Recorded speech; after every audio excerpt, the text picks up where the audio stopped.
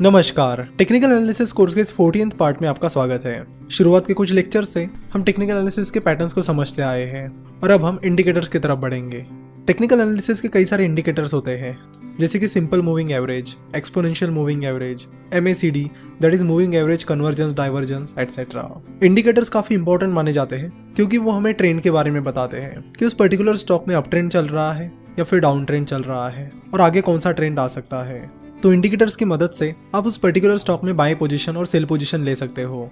तो इंडिकेटर्स की मदद से आप ये पता कर सकते हो कि उस स्टॉक को आपको खरीदना चाहिए या फिर नहीं। साथ ही इंडिकेटर्स आपको एग्जिट के बारे में भी जानकारी देते हैं कि कब आपको शेयर को बेचना चाहिए। तो हम शुरुआत करेंगे मूविंग एवरेज इस इंडिकेटर से। दो तरह के मूविंग एवरेजेस होते हैं, सिंपल मूविंग एवरेज और एक्सपोनेंशियल मूविंग एवरेज। तो सबसे पहले सिंपल मूविंग एवरेज देखते हैं। एवरेजेस को तो हम सब जानते हैं। अब सिंपल मूविंग एवरेज मतलब वो एवरेज जो मूव होता है। तो अगर आप किसी भी स्टॉक का चार्ट देख रहे हो, फॉर एग्जाम्पल अगर आपको SBI that is state bank of India का 5 दिनों का सिंपल मूविंग एवरेज निकालना है, तो आपको SBI के जो पिछले 5 दिन है उनकी क्लोजिंग प्राइस का एवरेज निकालना पड़ेगा। चलो तो इसे प्रैक्टिकली करके देखते हैं। आज की तारीख है 17 अक्टूबर और अगर आपको 17 अक्टूबर को SBI का पिछले 5 दिनों का मूविंग एवरेज निकालना है, तो सबसे पहले आपको SBI के जो पिछले 5 दिन है उनकी क्लोजिंग प्राइस निकालनी पड़ेगी और वो क्लोजिंग प्राइस आप मनी कंट्रोल या फिर किसी भी और वेबसाइट से निकाल सकते हो। तो यहाँ पर हम moneycontrol.com पर आते हैं और moneycontrol.com पर आकर SBI सर्च करते हैं, जिसके बाद ये इन्फॉर्मेशन आती है और ये चार्ट आता है। अब इस चार्ट में आप पिछले 5 दिनों की क्लोजिंग प्राइस आसानी से पता कर सकते हो। ऊपर यहाँ पर आपको शेयर की उस दिन की क्लोजिंग प्राइस मिलेगी। तो जैसे कि आप देख सकते हो कि 16 अक्टूबर को SBI की क्लोजिंग प्राइस 256.05 रुपीज़ थी। 15 अक्टूबर को SBI की शेयर की क्लोजिंग प्राइस 258.45 रुपीज़ थी। फिर 14 अक्टूबर को SBI की क्लोजिंग प्राइस 255.45 रुपीज़ थी। उसके बाद 13 तारीख संडे थी और 12 तारीख सैटरडे थी, इसलिए स्टॉक मार्केट उन दोनों दिनों के लिए क्लोज था। फिर हम आते हैं 11 अक्टूबर की तरफ। 11 अक्टूबर को SBI की क्लोजिंग प्राइस 254.55 रुपीज़ थी और 10 अक्टूबर को SBI की क्लोजिंग प्राइस 254.15 रुपीज़ थी। तो इस तरह हमने SBI के पिछले 5 दिनों की यानी 16 तारीख, 15 तारीख, 14 तारीख, 11 तारीख और 10 तारीख इनकी क्लोजिंग प्राइस देखी। तो इन सारी क्लोजिंग प्राइस के हम टोटल निकालेंगे। तो इन सारी क्लोजिंग प्राइस की टोटल आती है 1278.65 रुपीज़। और फिर जैसे कि हमें 5 दिन का मूविंग एवरेज निकालना है, तो हमें उसे डिवाइड करना पड़ेगा 5 से। So 1278.65 rupees divided by 5 is equal to 255.73 rupees. तो SBI के पिछले 5 दिनों का सिंपल मूविंग एवरेज है 255 रुपीज़ 0.73। सिमिलरली आपको कल यानी 18 तारीख को SBI का 5 दिन का सिंपल मूविंग एवरेज निकालना है, तो आपको 18 तारीख के जो पिछले 5 दिन है उनकी क्लोजिंग प्राइस निकालनी पड़ेगी। अगेन उन सारी क्लोजिंग प्राइसेस को ऐड करके उन्हें 5 से डिवाइड करना पड़ेगा, जिसके बाद आपको 18 तारीख का SBI का 5 दिन का सिंपल मूविंग एवरेज मिल जाएगा। और फिर इसी तरह ये मूविंग एवरेज एक एक दिन आगे बढ़ता चला जाएगा। वैसे आपको बता दूं कि वो चाहे सिंपल मूविंग एवरेज हो, एक्सपोनेंशियल मूविंग एवरेज हो या फिर MACD हो, ये सारे इंडिकेटर्स आपको आजकल रेडीमेड मिलते हैं। आपको कैलकुलेट करने की जरूरत नहीं होती है। तो आपको उनका कैलकुलेशन नहीं बल्कि उन्हें एनालाइज करना आना चाहिए। तो moneycontrol.com पर या फिर जिस किसी ब्रोकरेज फर्म के पास आपका डीमैट अकाउंट है, उनके ट्रेडिंग सॉफ्टवेयर या मोबाइल ऐप से इन सारे इंडिकेटर्स को चेक कर सकते हो। मूविंग एवरेज कितने भी दिनों का हो सकता है, जैसे कि 5 दिन, 10 दिन, 12 दिन, 50 दिन, 100 दिन, 200 दिन एटसेट्रा।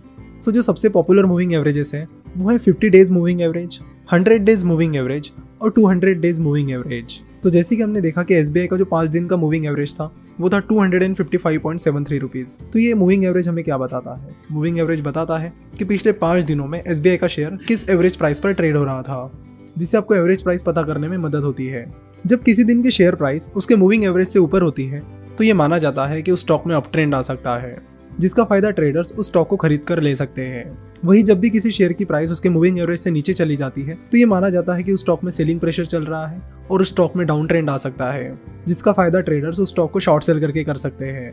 तो जैसे कि हमने बात की कि 50 दिन, 100 दिन और 200 दिन की मूविंग एवरेजेस काफी पॉपुलर है। तो अगर आप बहुत ही शॉर्ट टर्म के लिए ट्रेड करना चाहते हो तो आप 50 डेज मूविंग एवरेज यूज कीजिए। अगर आप मीडियम टर्म यानी अगर आप कुछ हफ्तों से लेकर कुछ महीनों के लिए ट्रेड करना चाहते हो तो आप 100 डेज मूविंग एवरेज यूज कर सकते हो। और अगर आप लॉन्ग टर्म के लिए ट्रेड करना चाहते हो तो आप 200 डेज मूविंग एवरेज यूज कर सकते हो। आप चाहे तो एक साथ इन तीनों भी मूविंग एवरेजेस को लगाकर स्टॉक प्राइस एनालाइज कर सकते हो। चलो तो इसे भी प्रैक्टिकली देख लेते हैं। तो सबसे पहले आप moneycontrol.com पर जाकर SBI सर्च कीजिए। उसके बाद आपको यहाँ पर ये चार्ट मिलेगा, जहाँ पर आपको क्लिक करना है एडवांस इंटरैक्टिव चार्ट पर। उसके बाद आप अपना कर्सर चार्ट टाइप पर लाइए और यहाँ पर क्लिक कीजिए कैंडलस्टिक पर। तो फिर आपको यहाँ पर जापानीज कैंडलस्टिक पैटर्न दिखेगा और फिर आप ओवरलेस पर कर्सर ले जाइए और क्लिक कीजिए सबसे लास्ट वाला option that is simple moving average. और यहाँ पीरियड में आप डालिए 5, क्योंकि आप 5 दिन का मूविंग एवरेज निकाल रहे हो। तो उसके बाद 5 डे मूविंग एवरेज की जो लाइन है वो आपको इस तरह रेड कलर में दिखेगी।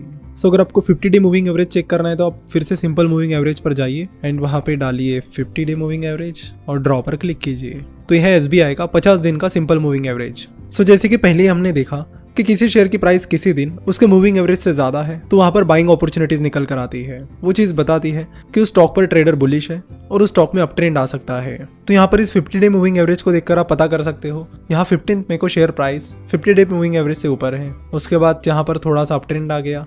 इसके बाद जब लाइन ने यहाँ पे क्रॉस किया तो उसके बाद यहाँ पर यानी 24 जुलाई 2019 को शेयर प्राइस उस 50 डे मूविंग एवरेज से कम थी और उसके बाद यानी वहाँ से बुलिश ट्रेंड शुरू हो गया और फिर शेयर प्राइस गिरती चली गई। तो फिलहाल SBI की शेयर प्राइस उसके 50 डे मूविंग एवरेज से नीचे चल रही है, यानी स्टॉक में बियरिश ट्रेंड चल रहा है।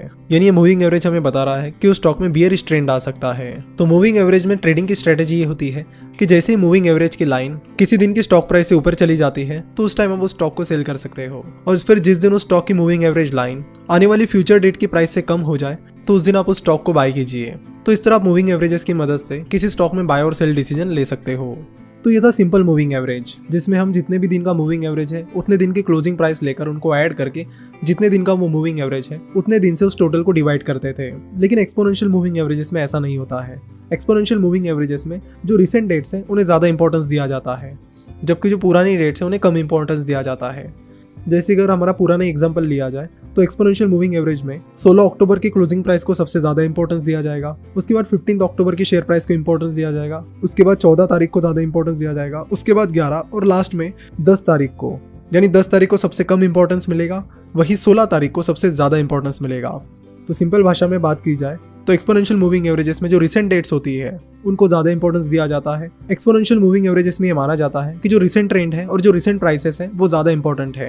तो एक्सपोनेंशियल मूविंग एवरेजेस को आपको निकालने की जरूरत नहीं होती। एक्सपोनेंशियल मूविंग एवरेज आपको रेडीमेड यहाँ पे मिल जाता है। यहाँ पर ओवरलेस पर क्लिक करने पर आपको सेकंड ऑप्शन मिल जाएगा एक्सपोनेंशियल मूविंग एवरेज। फिर जितने भी दिन का मूविंग एवरेज आपको निकालना है, लेट से 12 दिन का मूविंग एवरेज आपको निकालना है, तो आप यहाँ पर पीरियड 1 में 12 डाल दीजिए और यहाँ ड्रॉ पर क्लिक कर दीजिए। उसके बाद ये जो ग्रीन कलर की लाइन है ये आपको 12 दिन का एक्सपोनेंशियल मूविंग एवरेज बताएगी। अगर आपको 50 दिन का ही एक्सपोनेंशियल मूविंग एवरेज निकालना है तो आप 50 दिन का निकाल सकते हो, जिसके बाद आपको ये लाइन कुछ इस तरह दिखेगी। एक्सपोनेंशियल मूविंग एवरेजेस को भी आप सिंपल मूविंग एवरेज की तरह ही यूज कर सकते हो और उसी तरह अपनी बाइंग और सेलिंग पोजीशन ले सकते हो।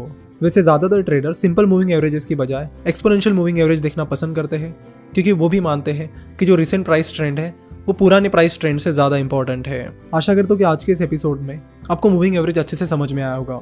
मूविंग एवरेज एक बहुत ही सिंपल इंडिकेटर है जो हमें क्लियर कट बता देता है कि कहाँ पर आपको बाइंग पोजीशन लेनी चाहिए, कहाँ पर सेलिंग पोजीशन लेनी चाहिए और आगे उस शेयर का ट्रेंड क्या हो सकता है। तो मूविंग एवरेज बहुत ही सिंपल और अच्छा इंडिकेटर है। उसके बाद जो इंडिकेटर आता है वो आता है MACD, that is moving average convergence divergence, जिसके बारे में हम अगले एपिसोड में बात करेंगे।